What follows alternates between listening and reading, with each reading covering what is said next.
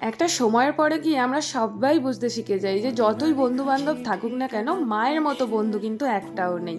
আর একটা সময় ছিল যখন মায়ের কাছে কত কিছুই না বলতে ভয় পেতাম, আর এখন যেন মাকে কিছু না বললেই পেটের ভাত হজমই হয় না।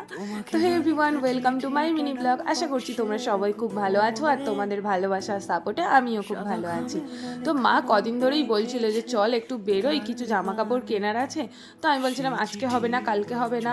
তো এই করে করে আজকে মা আমায় টেনে টেনে আনলো। মানে একটা সময় মাকে টেনে টেনে নিয়ে আমি বেরোতাম যে চলো মা বেরোই, আর এখন মা আমাকে টেনে টেনে নিয়ে বেরোয়। তো কিছু জামা কাপড় কিনলাম, এইদিকে ফাউন্ডেশন, দুটো নেল পালিশ, আর মা এখানে কলা টলা কিনলো।